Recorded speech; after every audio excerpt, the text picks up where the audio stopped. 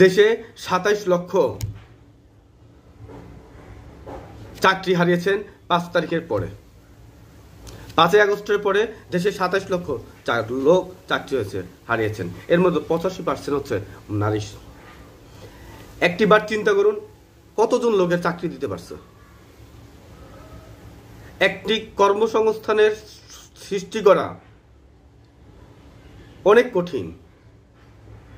একটি প্রতিষ্ঠান গড়ে তোলা বাংলাদেশের প্রেক্ষাপটে অনেক কঠিন কাজ।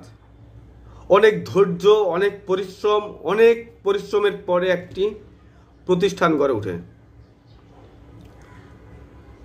ওই প্রতিষ্ঠানে হওয়ার পরে ওখানে অনেক লোকের কর্মসংস্থান হয়। দেশে কোনো রাজনৈতিক দল ক্ষমতায় থাকবে এটা চিরস্থায়ী না। একটি দল আজীবন ক্ষমতায় থাকবে তা চিরস্থায়ী নয়। ক্ষমতার পালাবদল হবে, চেয়ার কখনো খালি থাকবে না। কিন্তু এই চেয়ারের লোভের কারণে দেশের জনগণের জীবিকা, উপার্জন, প্রতিষ্ঠান, তার সংসার, তার সন্তান, তার পরিবার, মা বাবা সবাইকে বিপদের মুখে ঠেলে দিবেন। কি বৈষম্য এটা? কোন বৈষম্য? কয়টি চাকরি তৈরি করতে পারছে? শুধু মুখে বড়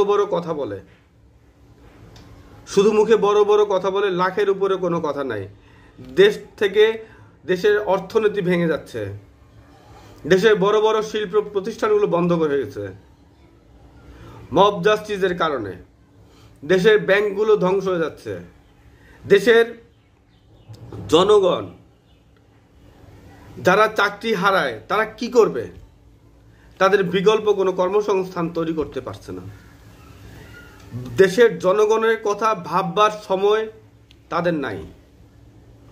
এক সরকার ক্ষমতা থেকে চলে গেছে, তো ওই সরকারের সমস্ত লোক কর্মীকে তারা কর্মচ্যুত করবে, পালায় থাকতে বাধ্য করবে। আবার তো আরেকটা সরকার আসবে, এখন যারা আছে তাদের কর্মীদের কি হবে? সেম অবস্থা হবে। দেশের সরকারের পরিবর্তন হবে, কিন্তু জনগণের যদি ভাগ্যের পরিবর্তন না হয়, জনগণের জন্য ক্ষতি হয়, তাহলে বাংলাদেশের জনগণের জন্য তা খুবই দুঃখজনক। এত আন্দোলন সংগ্রামের করেও বৈষম্য, শান্তি, আইন শৃঙ্খলার উন্নতি, মৌলিক অধিকার, শিক্ষা, চিকিৎসা কোনো কিছু উন্নতি হয়নি। আমি দেশের জনগণের জন্য রাজনীতি করব, দেশের জন্য রাজনীতি করব। আমি দেশের এবং জনগণের ভাগ্য ইনশাল্লাহ